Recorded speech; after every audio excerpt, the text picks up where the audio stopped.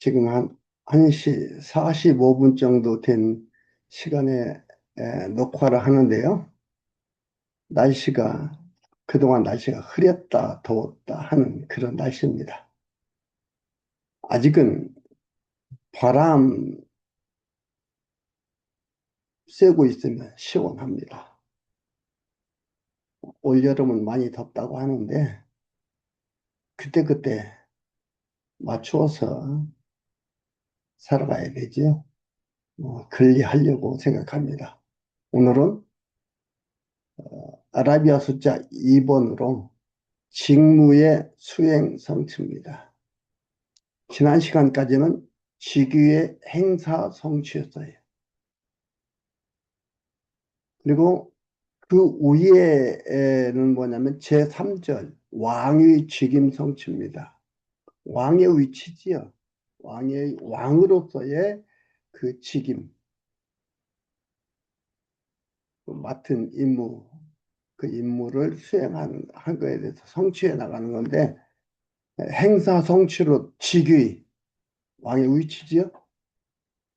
왕으로서 오신 만왕의 왕 언약대로 오신 그리스도의 그 행사를 성취하고 예수가 그리스도인 것을 왕의 직임을 가지고 오신 것을 시기의 성취를 통해서 보여줬고요.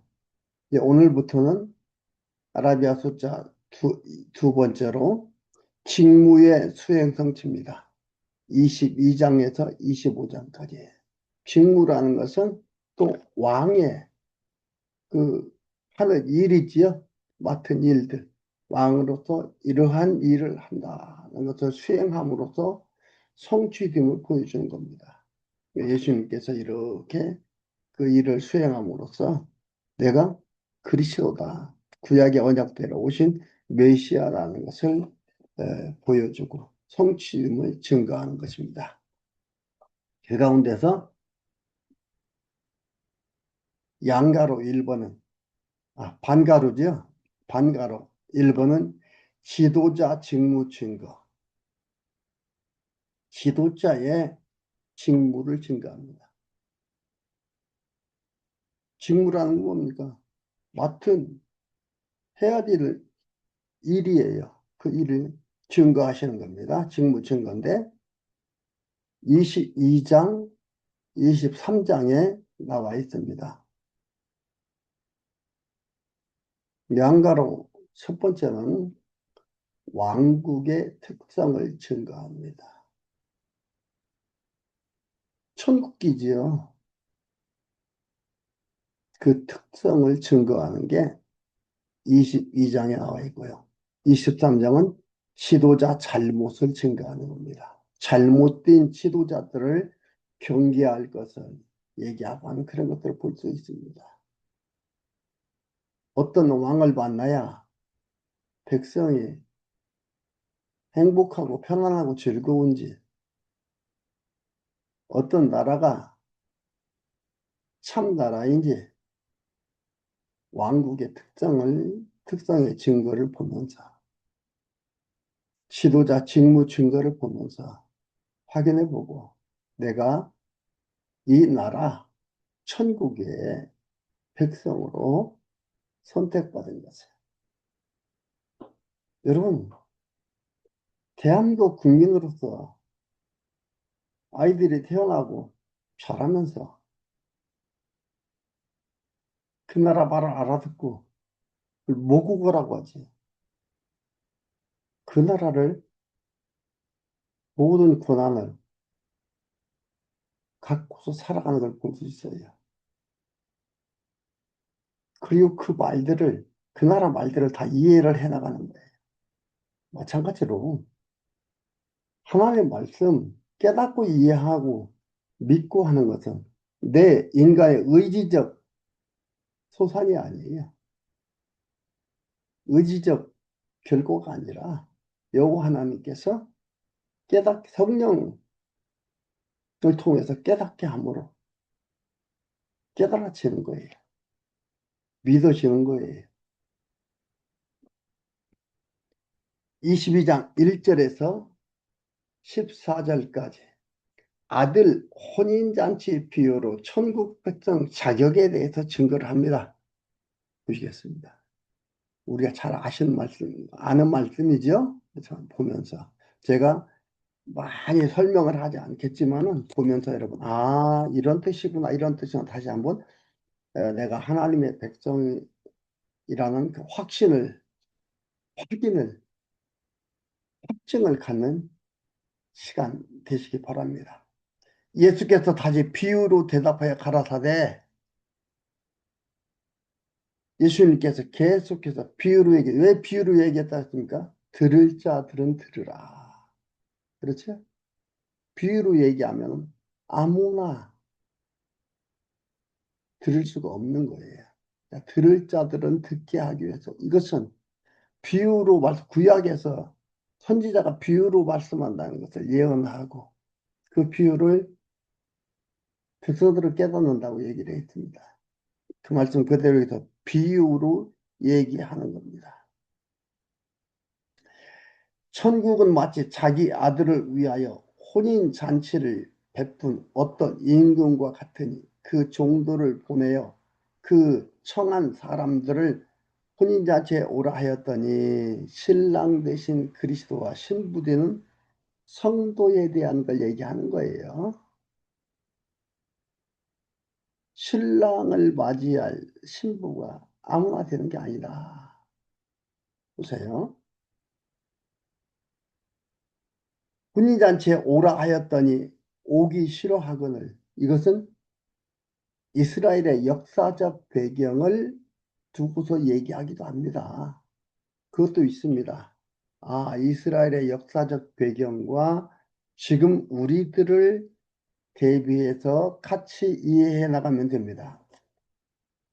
오라 하였더니 오기 싫어하거늘 다시 다른 종도를 보내며 가로되 청한 사람에게 이르기를 내가 오찬을 준비하되 나의 소와 살진 짐승을 잡고 모든 것을 갖추었으니 혼인잔치에 오소서 하라 하였더니 저희가 돌아보지도 않고 하나는 자기 밭으로 하나는 자기 상업차로 가고 그 남은 자들은 종들을 잡아 능욕하고 죽이니 임금이 노하여 군대를 보내어 그 살인한 자들을 진멸하고 그 동네를 불살하고 이에 종들에게 이르되 이 뭐가 생각이 납니까? 선지자들을 보내고 그들을 이렇게 보내는데 안 믿고 초대받 응하지 않았잖아요. 자기들 하는 일에 그렇다고 해서 예수 믿는 게 우선이니까 하는 일 다 때려치고 그거보다 먼저 예수를 믿어라. 이 얘기가 아니에요. 지금 그 얘기 하려는 게 아니에요. 천국 백성의 자격에 대해서 얘기하는 거예요. 이들한테는 아니다 이 말이지요. 안 왔어요. 예수님 십자가에 못 박혀 죽였잖아요. 그러니 군대를 보내어 살인한 자를 진멸하여 이건 뭐예요? AD 70년에 예루살렘 성전이 로마 황 디토 장군에 의해서 완전히 황폐되는 그러한 것들을 여기서 얘기하고 역사적인 것을 담고 있습니다.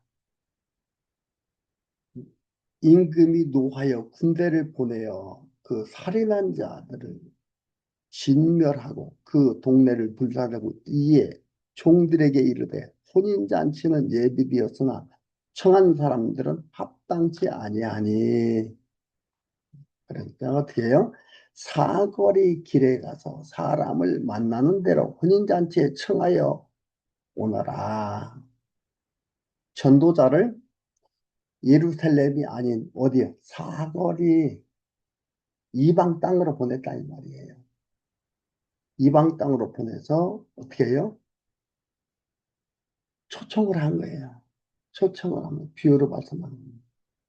사거리에 가서 사람을 만나는 대로 혼인잔치에 초가에 오라 한대 종들이 길가에 나가 악한 자나 선한 자, 이건 뭐예요? 악한 자는 창기, 세리, 죄인들, 이방인들 얘기한 겁니다. 선한 자는 바리새인, 제사장, 백성들의 장로, 유대인들. 그래, 선한 자 만나는 대로 모두 데려오니 혼인 자리에 손이 가득한 자라. 손님이 가득 온 거야, 이들이. 임금이 손을 보러 들어올 때 거기서 예복을 입지 아는 한 사람을 보고 가로되 친구여 어찌하여 예복을 입지 않고 여기 들어왔느냐 하니 저가 유구무원이거늘 임금이 사람들에게 말하되 그 수족을 결박하여 바깥 어두운 데 내어 던지라 거기서 슬피 울며 이를 갈미 있으리라 하니라. 청함은 받은 자가 많되 택함을 입은 자는 적으니라. 천국 백성의 자격은 뭐요? 택함을 받은 자들이에요. 여기서 그럼 청함을 많대 택함을 받다 적다라는 얘기는 뭐냐면요. 많은 사람이 복음을 듣지만 그러나 많이 참여하지만 잔치에 많이 복음을 듣고 많이 참여하지만 뭐예요? 택함 받은 사람은 적다. 하나님 백성은 적다. 많이 앉아있다고 많이 듣는다고 다 하나님 백성인 거. 우리는 앞에서 봤죠. 예수님께서 복음을 전하고 우리 뒤에 성경을 보다도 사도들이 복음을 전하고 전하지만 온 거예요. 많은 사람들이 있을 때 어떤 자들은 잡아 죽이고 그들을 괴롭히려고 작정을 하고 어떤 무리들은 미끼로 작정을 하고 이런 두 가지로 싹 나뉜다는 말입니다. 택함은 사람은 많대. 택함을 받아는 적다. 예, 되죠? 15절에서 22절까지 질문을 듣고 천국 백성이 바쳐야 하는 세금을 증거합니다. 15절에 이에 바리새인들이 가서 어떻게 하여 예수의 말에 올무에 걸리게 할까 상론하고 어떻게 하면 예수님을 말을 하도록 해서 올무에 걸리도록 해가지고 예수님을 처치할까. 이러한 거예요. 자기 제자들은 새로 당원들과 함께 예수께 보내어 말하되 선생님이 우리가 아노니 당신은 참되시고 참으로 하나님의 도를 가리키시며 아무라도 꺼리끼는 일이 없으시니 이는 사람을 외모로 보지 아니하심이니이다. 조롱하듯이 하는 얘기입니다. 그런데 이 말은 맞는 말이에요. 이들은 조롱으로 쓰지만은 이 말은 맞는 말입니다. 그러면서 17절에 그러면 당신의 생각에는 어떠한지 우리에게 이르소서. 가이사에게 세를 바치는 것이 가니까 불가하니까.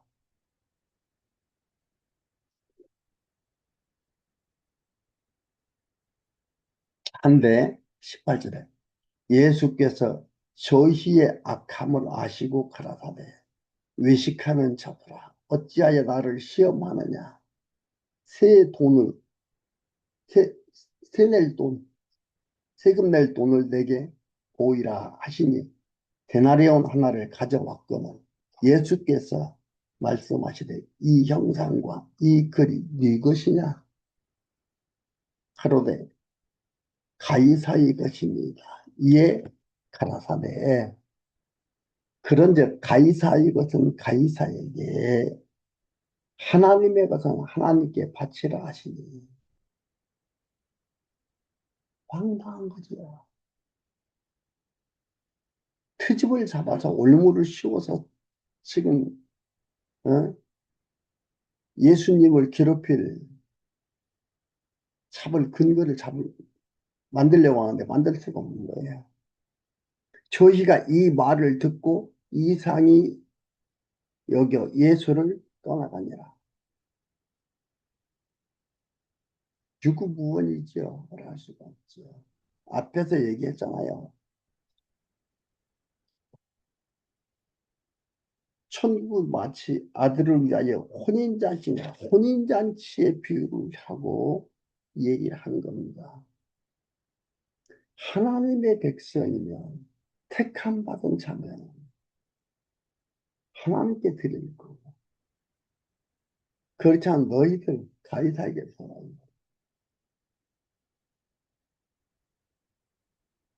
세상 법에 의해서 나라법에 의해서 세금 내라 이 말입니다. 세상 법을 지키면서 살으라 이 말이에요. 필요 없는 게 아니거든요.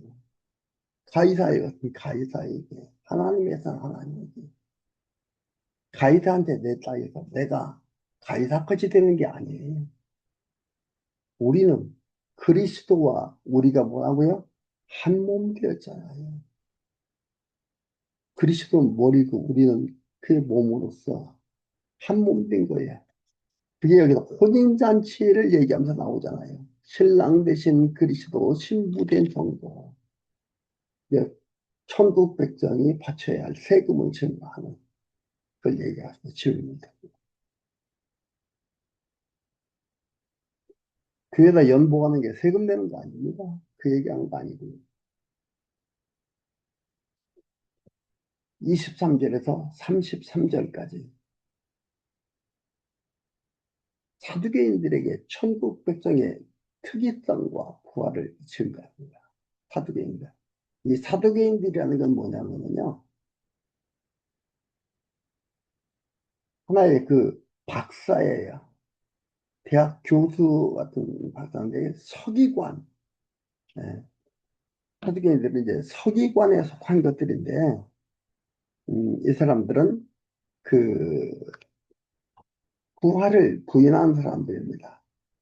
그래서 오늘 질문에도 보면은 사람을 육체적 재생으로 부활을 얘기하니까 이들은 육체적 재생으로 얘기하는 거예요. 그 박사라고 하지만 이들로서 일반 상식으로는 이해될 수 없는 거거든요. 부활이라는 것 자체가. 부활체라는 것 자체가 이들은 이해할 수가 없는 거예요. 그러니까는 재성으로 보고 물어보는 거죠.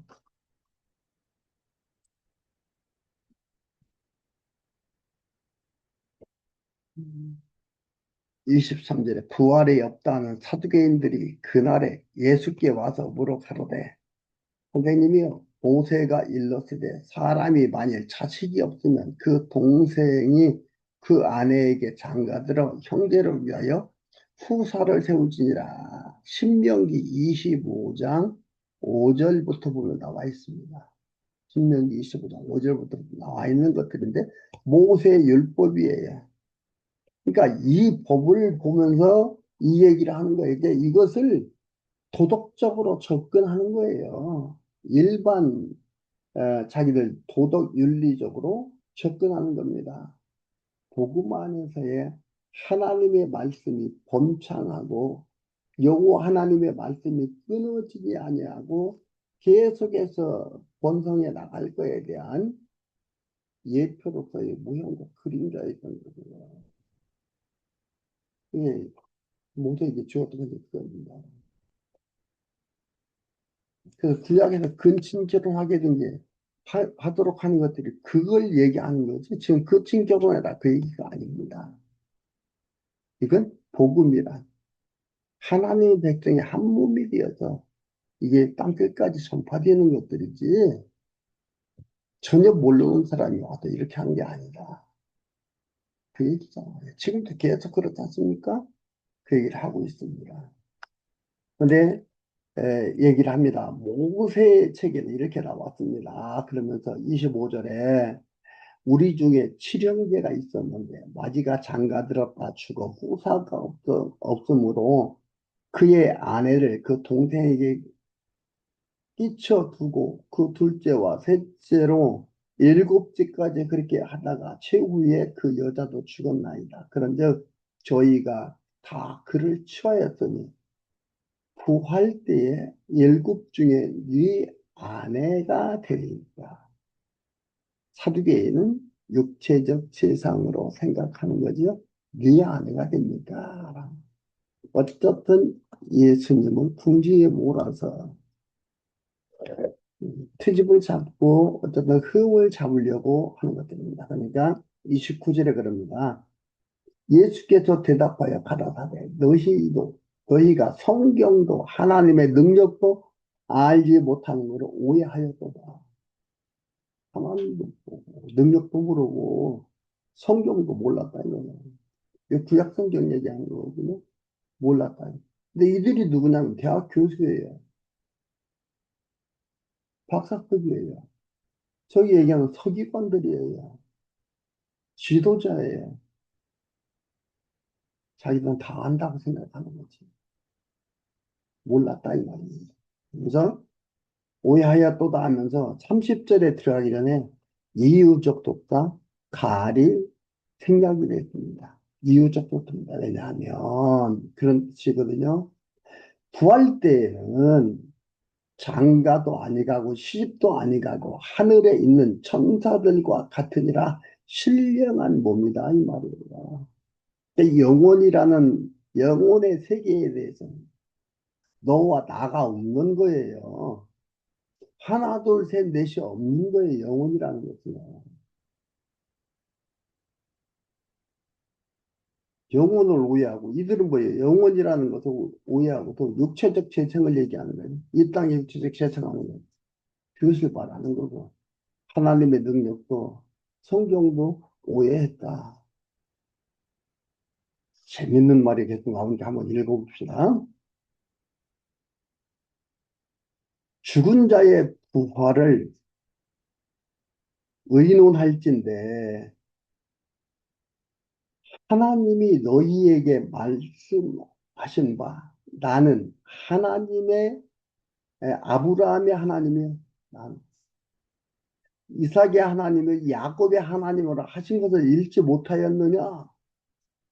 출애굽기 3장 6절에 있습니다. 이 말은 뭐 열조의 하나님이다 이 말이에요. 하나님의 능력을 너 알지 못하고 성경도 모르는 말이에요. 나는 하나님은 열조의 하나님이다 이 말이에요.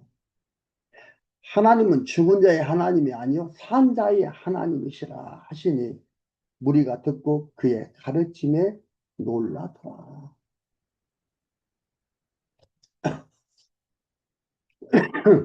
34절에서 40절까지 율법사에게 두 계명이 율법과 선지자의 강령이라 합니다.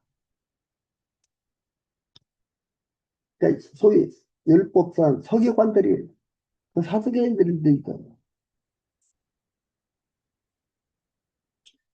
예수께서 사두개인들로 대답할 수 없게 하셨다 함을 바리새인들이 듣고 모였는데 그 중에 한 율법사가 율법학자죠. 율법사가 서기관입니다. 서기관에 속한 율법학자. 예수를 시험하여 묻되 선생님이요 율법 중에 어느 계명이 크니까 예수께서 가라사대 내 마음을 다하고 목숨을 다하고 뜻을 다하여 주 너희 하나님을 사랑하라 하셨더니 이것이 크고 첫째는 계명이요 둘째는 그와 같으니 내 이웃을 내 몸과 같이 사랑하라 하셨더니 이 두 계명이 온 율법과 선지자의 강령이니라. 물어봤지 제일 큰 게 뭐냐 이 말입니다. 여기 그러니까 여기서 하는 말은 뭐예요? 예수님이 예수님이 몸을 버려서, 몸을 들여서 십자가에 못 박혀 돌아가시는 거. 내 마음을 다하고, 예수께서 가는 내 마음을 다하고, 목숨을 다하고, 뜻을 다해 주의 하나님을 사랑하라. 예수님께서 사랑하는 걸 보여주는 거예요. 마음을 다하고, 뜻을 다하고, 목숨을 다해서 십자가에 죽으신 거예요. 그러면서 또 하는 놀이가, 둘째는 그와 같으니, 둘째도 같다 이 말이에요. 네 이웃을 내 몸과 같이 사랑하라 하셨어요. 예수님은 우리 성도를 몸과 같이 사랑했잖아. 죄를 사하기 위해서. 이 두 계명은 온 율법과 선지자의 강령입니다. 여기서 율법과 선지자라는 것은 구약 성경을 얘기합니다. 구약 성경. 그리고 강령이니라 이것은 헬라어로 크레만 느임이라고 하는데, 크레만 느임이라고 하는데요. 이것은 매달다, 매달리다 그런 뜻입니다. 그래서 이게 뭐냐면 율법과 선지자들이 이 두 계명에 의존해 있다. 즉 연결 매달려 있다 이 말이에요. 율법과 선지자들이 이 두 계명에 매달려 있다. 그러니까 구약 성경, 율법과 선지자들, 구약 성경은 이 두 계명에 매달려 있다 이 말입니다. 연결돼 있다 그 얘기를 하고 있습니다. 그러나 이것은 뭐예요? 지금은 이루어지지 않지요. 천국에 가야 완전히 이루어지는 겁니다. 우리 이 세상에서는 완전히 이루어지지 않지요. 즉 구약의 모든 말씀이 하나님의 하나님에 대한 사랑 안에서 이웃을 사랑하게 하시는 섭리와 관련되어 있다는 거예요. 그러니까 이게 구약의 모든 말씀이 하나님에 대한 사랑 안에서 하나님에 대한 사랑 안에서 이웃을 사랑하게 하시는 하나님의 섭리에 관련되어 있다는 겁니다. 이렇게 한다 이 말이에요. 하나님이 사랑하게 하는 사랑 안에서 이웃을 사랑하게 하는 하나님의 섭리에 관련되어 있다. 하나님께서 다 이루어 간다. 즉 앞에서 말했죠. 율법과 선지자들이 이 두 계명에 연결되어 매달려 있다 이 말입니다. 예수 그리스도께서 오셔서 다 이루신 거죠. 그것을 말하고 있는 겁니다. 강령이니라 얘기를 합니다. 그리고 41절에서 마지막 46절까지는 다윗의 시로 천국의 왕인 그리스도의 신분을 증거합니다. 앞에서 율법사가 23절에서 33절까지 사두개인들이 천국 백성의 특이성과 부활을 증거하는데 사두개인들에게 천국 백성의 특이성과 부활을 증거하는데 여기에서 이제 말하는 것도 볼 수가 있습니다. 다윗의 시로 천국의 왕인 그리스도의 신분을 증거하는데 이렇게 얘기를 합니다. 내가 그리스도다. 그러니까 신령한 몸, 부활하는 것, 영혼이라는 게 하나, 둘, 셋이 없는 거. 너와 나가 아니고 뭐예요? 모두 우리 있지. 너 그리고 나. 이게 영혼 세계에서는 존재하지 않습니다. 41절에 바리새인들이 모였을 때에 예수께서 그들에게 물으시되 너희는 그리스도에 대하여 어떻게 생각하느냐?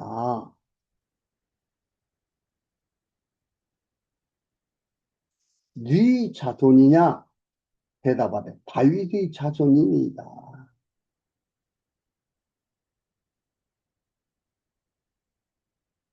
가라사대 그러면 다윗이 성령에 감동하여 어찌 그리스도를 주라 칭하여 말하되 주께서 내 주께 이르시되 내가 내 원수를 네 발 아래 둘 때까지 내 우편에 앉으라 하셨도다 하였느냐. 근데 여기 이게 이제 그 시편에 나와 있는 말씀을 시편 말씀을 인용한 거거든요. 시편 110편 1절에 나와 있는 말씀을 인용한 거예요. 인용한 건데 주께서가 아니고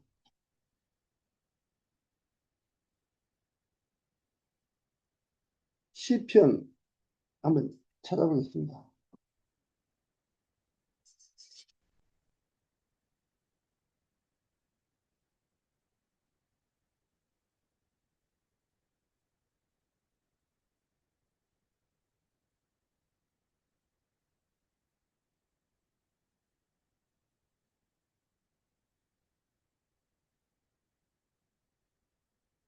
110편 여호와께서 내 주에게 말씀하시기를 110편 1절이에요. 여호와께서 내 주에게 말씀하시기를 내가 내 원수로 내 발등상이 되게 하까지 너는 내 우편에 앉으라 하셨도다. 이 그리스도 얘기하는 것들이 다 있나고. 근데 여기도 뭐 여호와께서 내 주에게 이렇게 했어요. 근데 여기는 뭐 주께서라고 했어요. 번역을 이렇게 하면 안 되거든요. 그런데 이것을 헬라어로 구약과 신약을 헬라어로 다 번역한 성경은 70인역이라고 합니다. 70인역의 번역 오류예요. 여기서는 여호와께서로 번역해야지 주께서로 번역하면 안 되거든요. 그러니까 여호와께서 내 주께 이르시되 이 주는 그리스도를 얘기합니다. 이르시되 내가 네 원수를 내 발 아래 둘 때까지 내 우편에 앉으라 하셨다. 그러니까 예수님께서 승천하시고 하나님 우편에 앉아 계시다 그러잖아요. 이게 메시아 그리스도라는 증거예요. 하나님이 오른쪽이 있고 왼쪽이 있습니까? 거기는 오른쪽 왼쪽이 없지요. 하나님은 정상에 있는 것도 아닌데 오른쪽 왼쪽이 어디가 있습니까? 근데 메시아를 보내는데 보내는 하나의 그 방법 속에서 하나님께서 이렇게 하시겠다라고 얘기를 했죠. 그걸 여기에서 다윗을 통해서 하나님 언약하게 했어요. 예언케 했습니다. 그대로 주께서 승천하신 것은 하나님 우편에 앉아 계시다라고 얘기하는 것들이에요. 아, 메시아라는 걸 그대로 드러내는, 확인시켜주는 전능하신 여호와 하나님. 하나님의 능력도 알지 못한다 이들은 그랬죠. 사두개인들이 알지도 못하고서는 말하나 이렇다 내 우편에 앉았으라 하였느냐. 다윗이 그리스도를 주라 칭하였던지 어찌 그의 자손이 되겠느냐 하신 천하죠.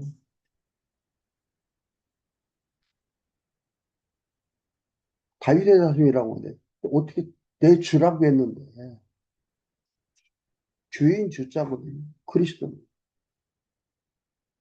어떻게 되겠느냐. 한 말도 등이 대답하는 자가 없고 날부터 감히 그에게 묻는 자도 없더라. 여러분, 바리새인 서기관이 그들이 지식을 가지고 있고 그들이 성경을 깨닫고 알면 얼마나 안다고 누구한테요? 그리스도께 질문하고 그한테 흠을 잡아서 그를 제거하려고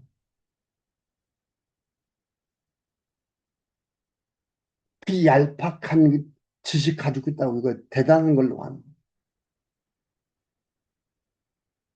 이 세상 모든 학문이요 그리스도를 완벽하게 말할 수가 없습니다. 그리스도를 아는 지식이 가장 고상 세상 학문은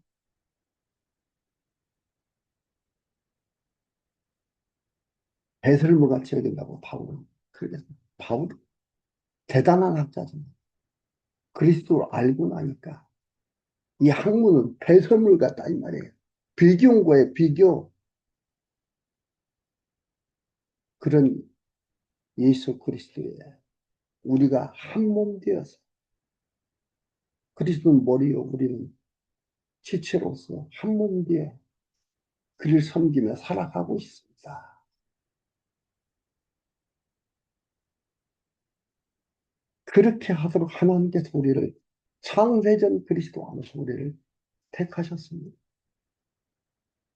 이게 왕국의 특성입니다. 아무나 막 들어가는 게 아니에요. 우리는 이 삶을 통해서 여호와 하나님을 깨달아가며 살아가고 있습니다. 그를 확인하며 살아가고 있습니다. 지금도 그 삶입니다. 거기에 놓여 있습니다. 잊지 말고 하나님 그리스도 생각에 감동과 감사가 충만한